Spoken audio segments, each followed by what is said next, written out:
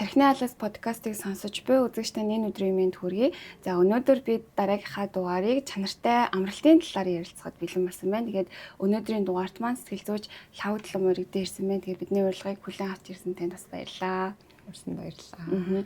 Тэгэхээр хоёулаа одоо яриагаа шууд ийм зүйлээс эхлүүл зүгээр юм шиг надаас нэгдэж байна л да.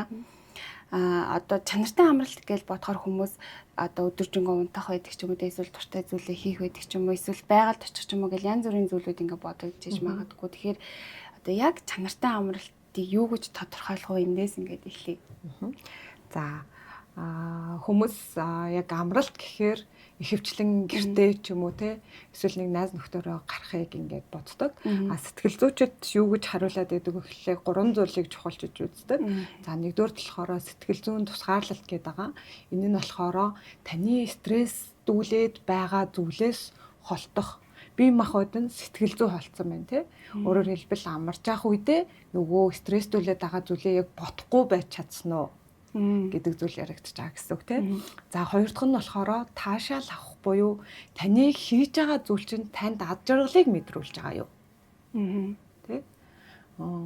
Өдөржин хөвтчлээ шал үрдөнгөө мэдлээ ч юм уу тийм. Тэгж бодох юм бол тэр юусаа амралт биш болох нь шүү дээ тийм.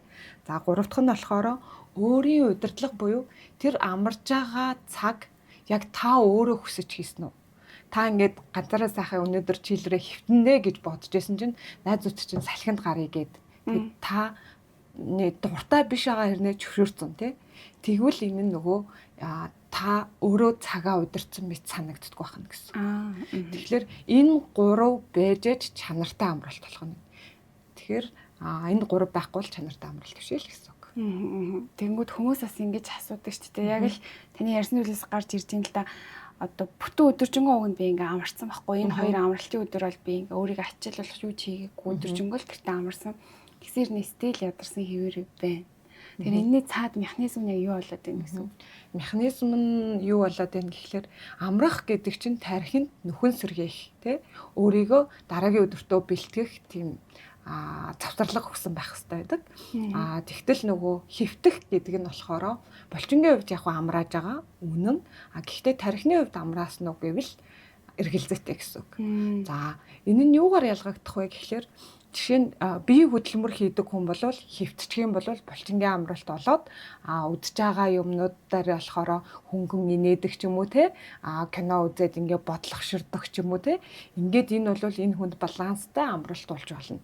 Харин оюуны ачаал хийдэг оюуны хөдөлмөр хийдэг хүнд болохоор ахиад хөвтчих юм бол нөгөө энэ хүн чинь булчингийн чангарал ерөөсөө ингээд идэвхтэй хөдөлгөөн байхгүй.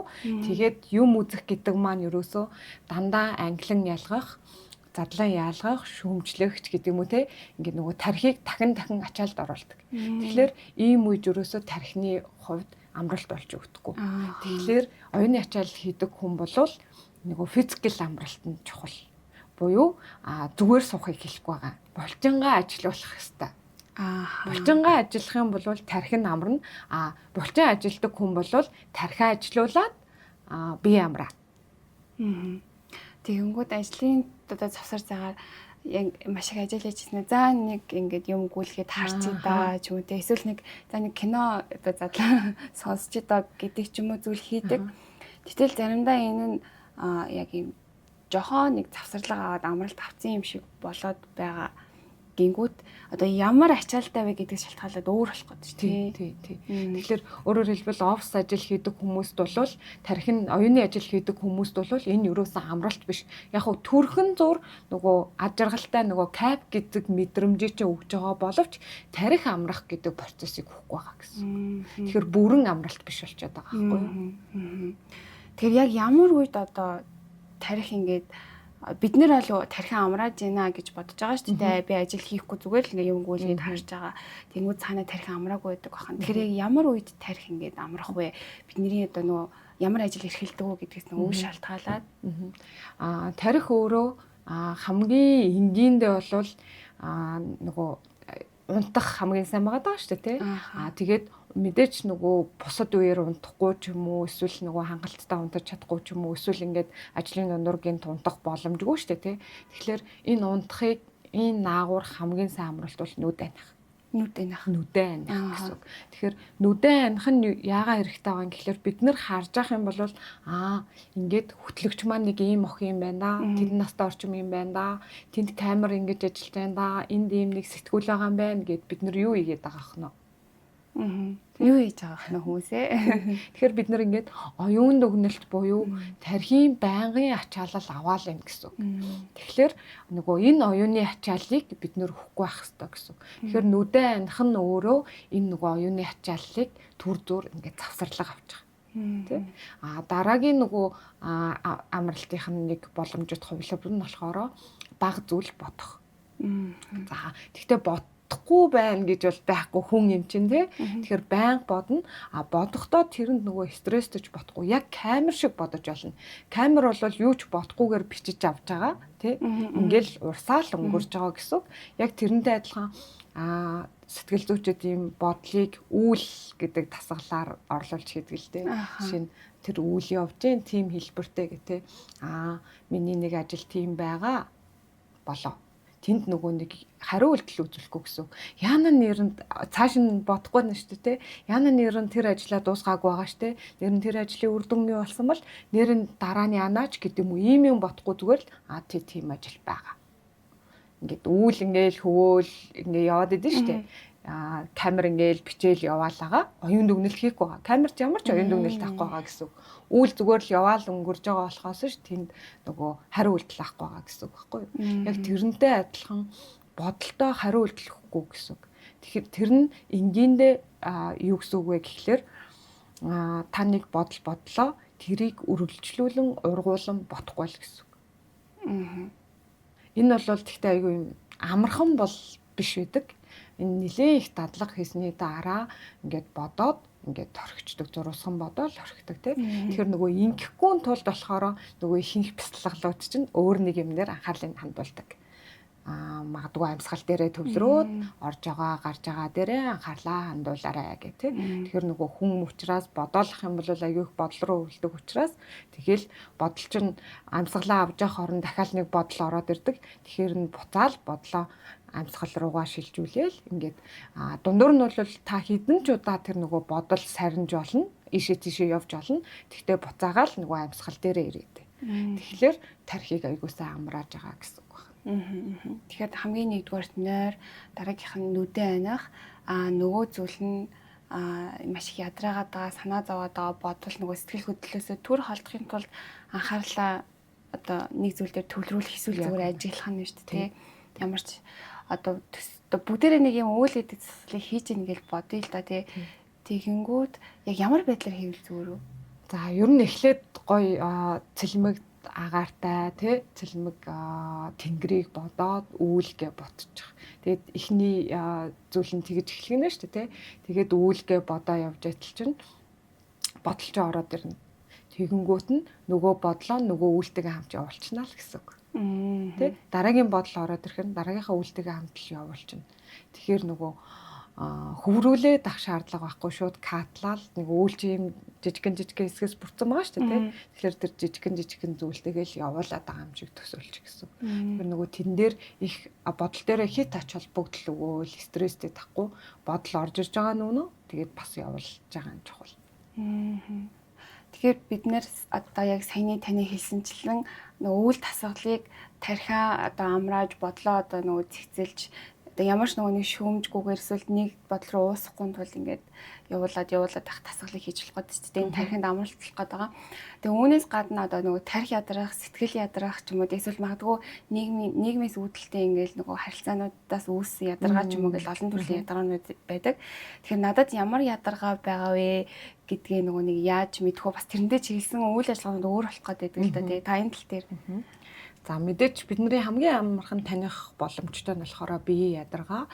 Энэ маань болохоор би магадгүй өвдөд байгаа гэж магадгүй эсвэл булчин чангарал байгаа байж магадгүй нойр хүрхгүй байгаа гэж магадгүй тий. Эднэр бол танихад амархан байна. За дараагийн нэг юм нь болохоор оюуны ядаргаа буюу анхаарал төвлөрөхгүй байх, шийдвэр гаргаж чадахгүй байх тий.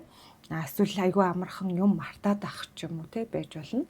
За сэтгэл зүйн ядаргаа гэх юм бол та амархан уурлах, гомдох, сэтгэл хөдлөл чинь тогтворгүй байх ч гэх юм уу байж болж байна. За нийгмийн ядаргаа буюу хүмүүстэй уулзахаасаа цогтох. Эсвэл дуудлага авахаас цогтох. Ажлаа хийхээс нэг л цааргалаад ах ч гэдэг юм уу. Иймэрдүү ядаргаанууд байж болох нэ. За үүн дээр нэмэх нь бас ахаад юу ээж болдог вэ гэхлээр бид нөгөө ажлын онцлогтой холбоотой мэдрэхүйн ядаргаанууд байдаг. За ялангуяа одоо нөгөө сургуулийн орчинд ч юм уу эсвэл маш их дуу чимээтэй үйлдвэрийн газар ажилладаг хүн бол дуу чимээний ядаргаанд ордог. Тэ энэ хүн болвол нөгөө тайван орчинд байх юм бол амархан сэргэнэ гэсэн үг байна шүү дээ. Нөгөө оюуны ачаал буюу нөгөө талдаа компьютер ийм магадгүй үйлдвэрийн дамжлага дээр нэг зүйлийг айгүй ягт нэм ба харах шаардлагатай хүн болвол харааны ядаргаанд орох нь шүү дээ. Ийм тохиолдолд нүдээ сайн амраах тий.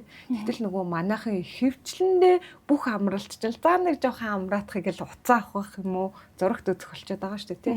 Тэгэхээр таны хийж байгаа ажилтай энэ зүйл маань нөгөө уйлдэж гин үү, амралт олж гин үү үгүй юу гэдгийг айгүй анхаарах хэрэгтэй. За тэгээд нөгөө стресст оруулж байгаа зүйлүүдийг бас нөгөө бие хүний хүчин зүйл ажлаас хамаарж байгаа эсвэл эрүүл мэндээс хамаарж байгаа гэдээ ангилж болно. Тэгээд нөгөө бие хүний хүчин зүйл дээр нь мэдээж хувь хүний онцлогуд байгаа тийм би экстраверт юм уу интроверт юм уу гэдэг юм зүйл байгаа. Түүнээс гадна танин мэдхүйн гажуудал гэж байдаг. Тэр нь юу хэлдэг вэ гэхлээр хүн өөрөө өөрийнхөө амьдралын туршлагаас болоод нэг зүйлийг ботчдаг. Өөрөөр хэлбэл 5 дахь өдөр гарах юм бол төгжрээтэй гэдэг юм уу те. Эсвэл эмэгтэй хүн болгон ааштай гэдэг юм уу те. Эсвэл ээж хүн болгон нөгөө уужуу сэтгэлтэй байдаг ч гэдэг юм уу. Тэгсэн чинь нөгөө нэг ээж айгүй юм өндөр тооноор уурлах юм бол тэр хүн шууд гайхаж стресстэй ч эхэлдэг. Яагаад юм аа лээ. Тий, яагаад юм бэ? Тэгэхээр энэ хүмүүсийг ингээд хамгийн их стресстүүлэх зүйл бол баг энэ байх гэдэг. Тэгээд энэ нь айгүй олон зүйлээр илэрдэг. Жишээ нь удирдлага хүн болгон ааштай ч гэдэг юм уу те. Удирдлагадаа шууд үнэн хэлж болохгүй ч гэдэг юм уу те. Иймэрдүү ингээд өөрснийх нь ийм томьёолол байгаа. Тэр томьёолоос нь зүрэнгүүт стресст эхэлдэг. Удирдлага намайг ойлгоно ийм асуудал дээр чөлөө өгнө гэд орсон чинь нөгөөх нь чөлөө өгдөггүй. Тэгэнгүүт шууд ууралж эхэлдэг тий. Тэгэхээр тухайн хүний томьёололтой холбоотой болчихдог. Нөгөө талдаа тухайн хүний хүлээлттэй холбоотой болчихдог тий. Магадгүй одоо нөгөө гадаа хонхны хоёрууд их болж байна тий. Хонхны хоёр бол айгүй маш хамгийн гоё мөч гэд тий. Тэгээд бүр юм маш гоёор төсөөлчдөг. Хүүхдүүд бол болцоогоо маш гоёор ароматикаар төсөөлчдөг тий. Тэгээ тэрэндээ хүрэхгүй болохоор стресст нь тэгээ стресстгээрээ буцаад ядарна. Гэдэг юм уу тий. Иймэрдүү нөгөө тухайн хүний бодолтой холбоотой стресс үүсгэж байгаа байдлууд их байх юм бол бодлынхоо хүлээлтийг бууруулна.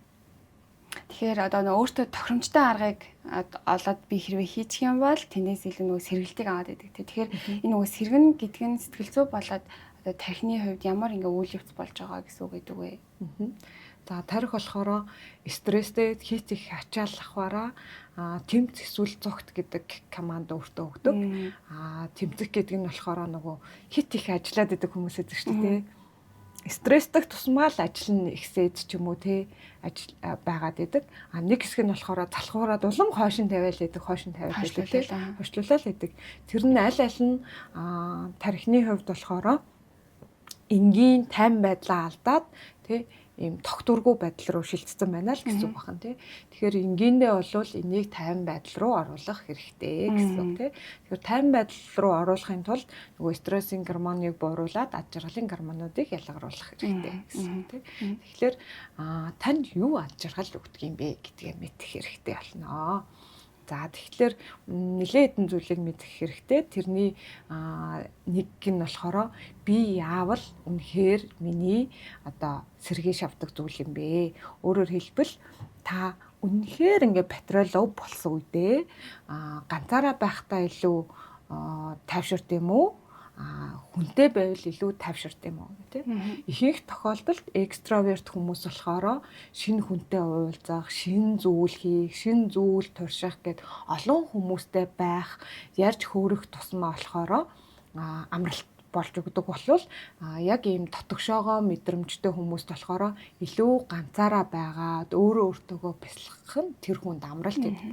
Тэгэхээр хэрвээ энийг зөрүүлээд хийчих юм бол хоёр өөр темпераменттай хоёр найз байхад яг хамт байх юм бол тэр хоёр жинхэнэ амралт болох нь яг хэцүү байх нь. Тэгэхээр үнэхээр батарей өвдсөн буюу та маш их ядарсан байгаа бол нөгөө надад ямар төрлийн амралт хэрэгтэй вэ гэдгээ бодох хэрэгтэй гэсэн. Одоо жишээ нь сүүлийн үед нэг ийм бясалгал модон ороод байгаа шүү дээ. 10 хоног нөгөө чимээгөө бясалгал тий. Тэгэхээр энд экстраверт төрлийн хүн явах юм бол галзуураад ирнэ л гэсэн үг ингээндээ бол тий.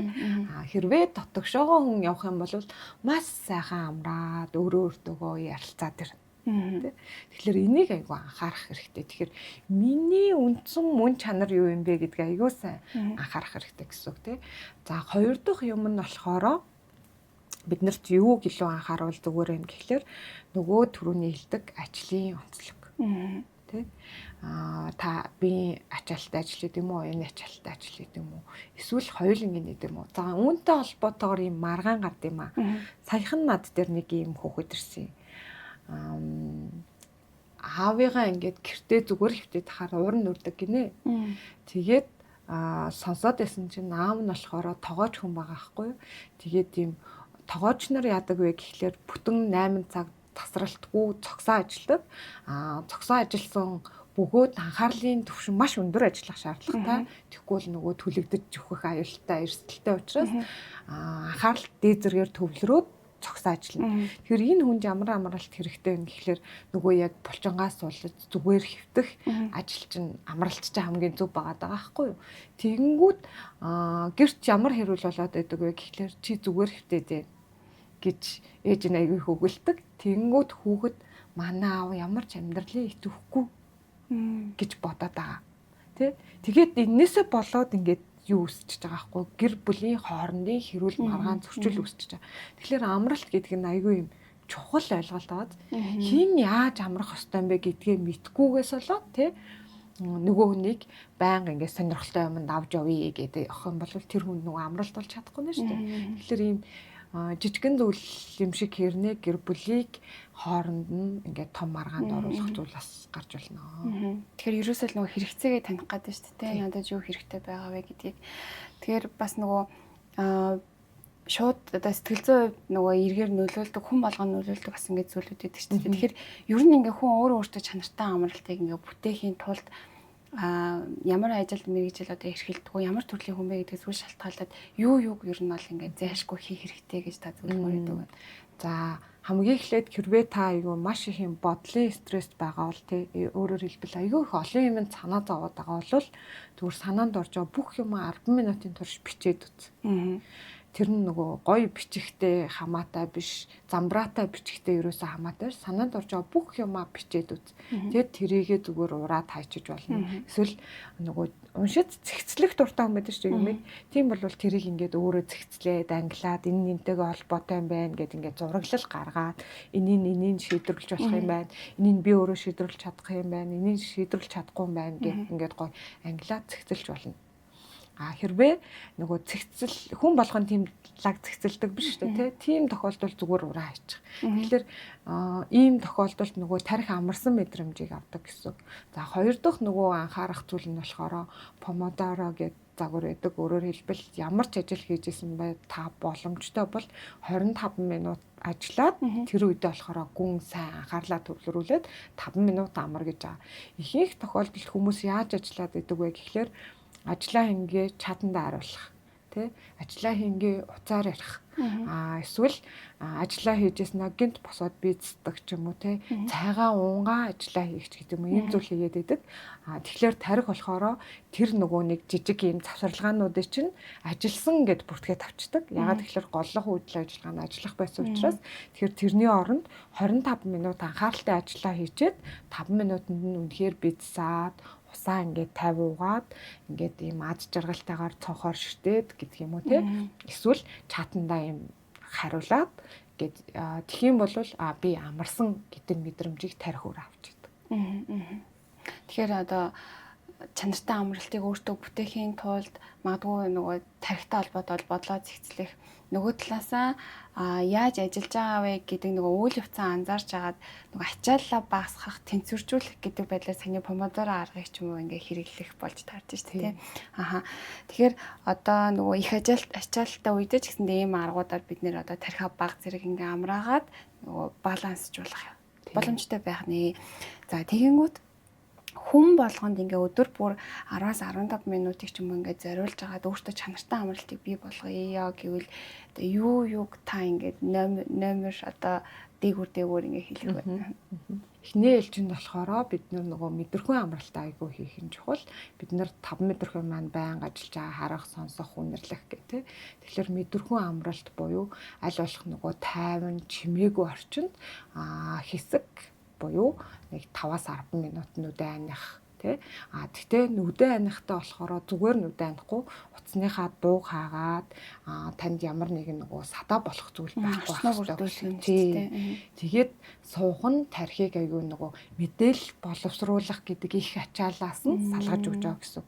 Ихэнх стресс ч угаасаа нөгөө тарих хит их мэдээллийг боловсруулах гад хичээгээ те тэрийг яах вэ, энийг яах вэ, ингүүл яах вэ, тэгүүл яах вэ гэдэг юм мэдээлэл боловсруулах ачаал өрцнөөс болдог учраас ерөөсөө энийг амраахын тулд 10-аас 15 минут утсаа унтраагаад хэн нэгэн орж ирэхгүй саадгүй байхад анхаарлаа хандуулад тэгэд нүдэ ансан ч болно, анаагүй ч гэж болно. Тийм амралт хийх хэрэгтэй. За энэ үедээ болохоор нөгөө байгалийн дуу чимээг сонсож болно. Дараагийн нэг зүйл нь болохоор нөгөө 20 гэсэн дүрмийг баримтлах буюу 20 минут ажиллаад 20 минут нүдэ амрах. Тэгэхээр хэлсэн шүү дээ нүдээр дамжиж тарих аягүй их ачаал авдаг учраас энийг хийх хэрэгтэй.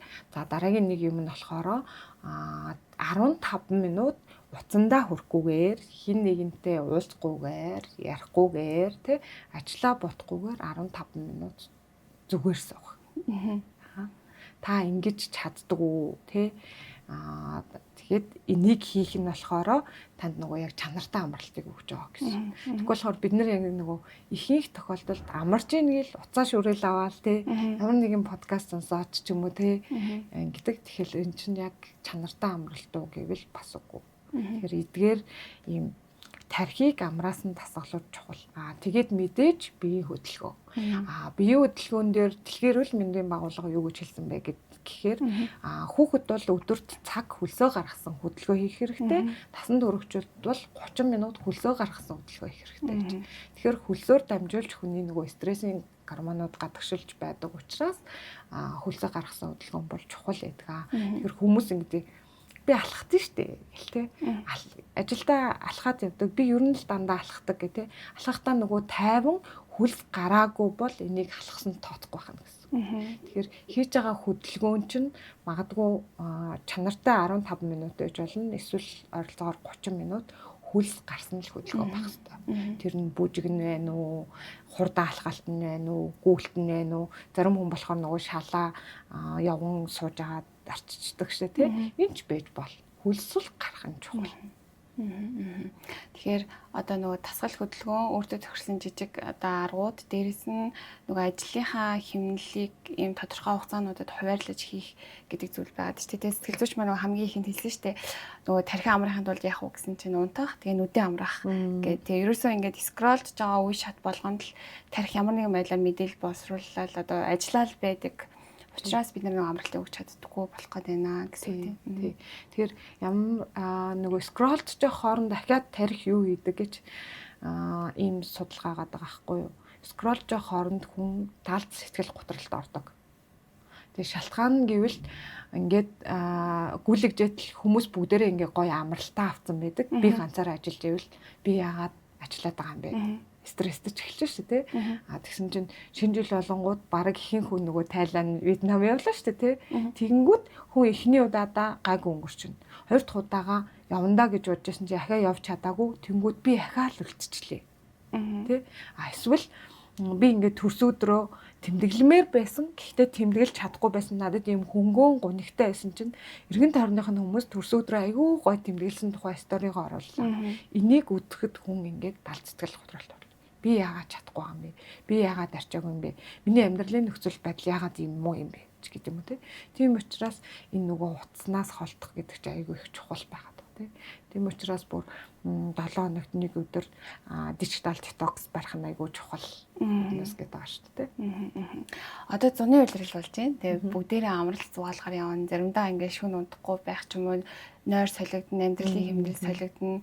Тэгэхээр нөгөө 100 жинхнээсээ бид нэр бас чанартай амралтыг өөртөө бий болгомоор шүү дээ. Сэтгэл зүйн хувьд ч тэр бие махбодын хувьд ч тэр энэ дээр та сэтгэл зүйч хаа зүгээс юу зөвлөх вэ? Нөгөө хамгийн ихэнд хэлсэн дээ. Амралт гэдэг 3 зүйлийг чанартай амралт бол 3 зүйлийг бүрдүүлсэн байх хэрэгтэй тий. Хамгийн нэгдүгээр болохоор нөгөө стресстүүлээ дагаа зүйлдээ бодлыг оруулж ирэхгүй байх тий. Тэгэхээр өөрөөр хэлбэл та 100 амарч байхдаа намар юу болно доо ч юм уу тий. Одоо ингээд бүх мөнгөөрөө амарч хараа яандаач гэдэг юм уу тий. Тэгж бодох хэрэггүй гэсэн. Хоёрдугаарт таны хүссэн амралт юм уу нөгөө удирдлагыг өөртөө авсан байх хэрэгтэй гэсэн тий. Та өөрөө гэртээ баймаар байсан. Гэхдээ гэрийнхэн чинь баруун 5 амыг явъя гэсэн болохоор дагаа явцсан тий. Тэгээд тэндээ очиод ажиргал мэдрэхгүй байвал эн чинь нөгөө стресс болоод хувирч байгаа байхгүй юу. Тэгэхээр та таашаал авах хэрэгтэй гэдэг энэ 3 зүйл байгаа шүү дээ.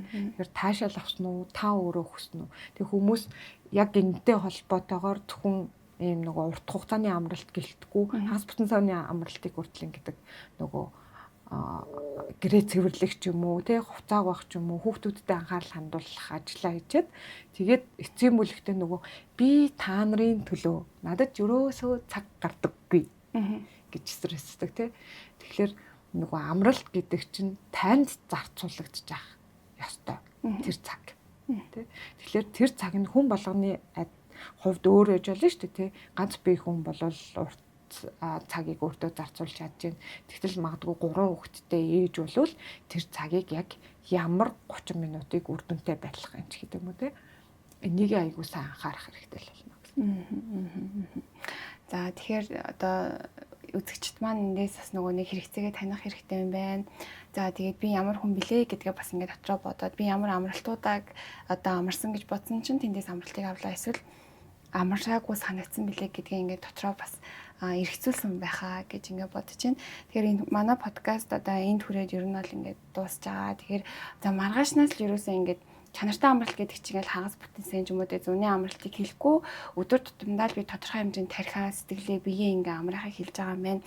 За маргаашнаас тэгвэл бүгдээрээ чанартай амралтыг бүтээн байгуулъя гэж байгаа хүмүүст хандаад та одоо нэг зүйлийг хийлээ тэгээ подкаст өндөрлөө. Амралтын хамгийн чухал зүйл нь амралтаа төлөвлөх буюу календар дээрээ тэмдэглэх. За би яг энэ хооронд амарна. Магадгүй орой тухайн бид нэр өдрөө ажлынхаа ингээд өдрийн төлөвлөгөө гаргадаг шүү дээ. 7 хоногийнхоо, сарынхаа, жилийнхээ гэдэгтээ яг адилхан амралтуудаа төлөвлөж сурах. Тэгэхгүй болохоор бид нэр ажил хийж жагаад цаг үлдвэл амарна гэж боддог. Ингийн бол нөгөө чанаргүй амралт руу явчихж байгаа байхгүй. Яагаад тэгэхээр физиологч амралт ядарсан байгаа учраас та зүгээр л унтах ч юм уу, хэвтэх юм ичдэг. Тэгэхээр нөгөөх нь чанартай амралт болж чадахгүй байгаа гэсэн. Тэгэхээр та маргаашнаас эхлүүлээд өнөөдрөөс ахуулаад юу хийх хэрэгтэй вэ гэхэлэр амралтын цагаа зоож өгөх. Магадгүй өглөөний хүн байвал би өглөө 5-6 цагийн хувьд өөртөө зарцуулна. Тэр хооронд би хүүхдэд цаг зарцуулахгүй, сургуульдаа цаг зарцуулахгүй, тий ажилдаа цаг зарцуулахгүй зөвхөн өөртөө цаг зарцуулна гэдэг ч юм уу тий. Эсвэл амралтын өдрөөр тим юм хий гэдгээ тэгээд тэрийг болж өгвөл 80% өөрчлөхгүй гэсэн. Мэдээч амьдрал юм чинь янз бүрийн юм гараад 20% өөрчлөнө. Гэтэ ихэнх тохиолдолд өөрчлөхгүй байж та нөгөө ажлын бүтээмжтэй амьдралын чанартай авах боллоо л гэсэн. Тэгэхээр төлөвл амралтыг төлөвлөдөм аа. Тэ? Гэтэ тэр нь ганцхан нөгөө жилийн сарын урт хугацааны амралтыг биш. Өдөр бүрийн дээрээ цаг дээрээ төлөвлөнө, хагас бүтэн сан дээрээ төлөвлөнө. За хоёр дахь бас их чухал юм нь юу вэ гэхлээр тарих яг үндэ бас дандаа зүгээр хахад биш бүтээлч байдал дуртай. Шинэ юм хийхдээ тарих амарсан, чадсан мэдрэмж төрж идэг. Тийм учраас шинэ юм хийгээд үзээрэй тий. Тэгээд нөгөө мэдрэхүй амралтуудын чинь тоонд би энэ гарын хүрлцэх мэдрэмжээр хийсэн зүйлүүд бас их гоё амралт болдог. Нөгөө керамик хийх Оо яг үнэ. Баримлаар юм хийх ч юм уу, юм нэхих ч юм уу, эсвэл хоол хийх ч юм уу те. Тэгэхээр нөгөө та байнгын юу хийдэг вэ? Байнгын хийдэг үйлдэлээсээ өөр юм хийх чинь бас амралт гэсэн. Тэ. Тэгэхээр тарих бол шинэ юм хийх айгүй юм дуртай эрхтэн. Тэгэхээр тэрийг нь сайн өгөх хэрэгтэй гэсэн үг. Тэгэхээр энэ хоёрыг та хэрвээ сайн хийж чадвал амарна. За тэгээ гурав дахь нь бас нэг чухал юм байна. Мэдээж байгаль. Тэ. Хүн өөрөө байгалийн амьтан. Тийм учраас байгальтай ойр байх нь хүний тархийг их амраадаг. За мэдээж нөгөө хүчил төрөгчиж ихэнх хувийг тарих хэрэгэлдэг ч гэдэг юм уу те. А дээрэс нь байгальд очихоор нөгөө мэдрэхүйн амралтууд чинь автоматар бий болдог. Харааны, үнрийн, тэ дуу чимээний бид нар чинь нөгөө байнгын хөхөө донготхыг сонсоод байдгүй шүү дээ, тэ голын урсгал эднэр гэл эднэр чинь өөрөө маш чухал амралт болдог. Тэгэхээр энэ гурван зүйлийг бүр заавал анхаарч ах хэрэгтэй. Тэгээд хүн болгонд амралт чинь ингээд хүн болгоны өгж байгаа зөвлөгөө таарахгүй өөрийнхөө хамгийн ингээд амарж байгаа амралтаараа ингээд хийсэн зүйлүүдээ чекэлж үзээд энэ надад үнэхээр ад жаргал өгснө үү эсвэл хоосон ядраасан мэдрэмж өгснө үү гэдэг листээ гаргаад тэрийг тэгээд нөгөө гэр бүл чинь олон хүнтэй болвол нөгөө вин зарчим те ашиглаад бүгдээрэнд нь амралт олж чадах зүйл. Бүгдээр нь амралт болж чадах зүйл чинь бүтээлч амралт, байгалийн амралт эднэр чинь болохоор бүгдээр нь амралт болж чаддаг. Яагаад тэгэхээр бид нар бүгдээрээ адилхан биологийн хүн учраас. За ойлголоо. Тэгэхээр би ч гэсэн дотроо ер нь бол яаж амархаа сая барыг төлөвлөө сууж илаа. Тэгэхээр өнөөдөр бидний урилгыг хүлээн аваад чанартай амралтын талаар тодорхой одоо гүнзгий мэдээллүүдийг өгсөн сэтгэл зүйч танд бас баярлалаа. За баярлалаа. Та бүхэн маань яг чанартай амраад амьдралын чанараа дэвшлүүлээд илүү үр бүтээмжтэй ажиллаарай гэж хүсэж байна. Баярлалаа. Тэгээд бидний дугаарыг энэ хүртэл сонсон үзэг сонсогч та бүхэндээ баярлалаа. Дараагийн дугаар хүртэл түр баяртай.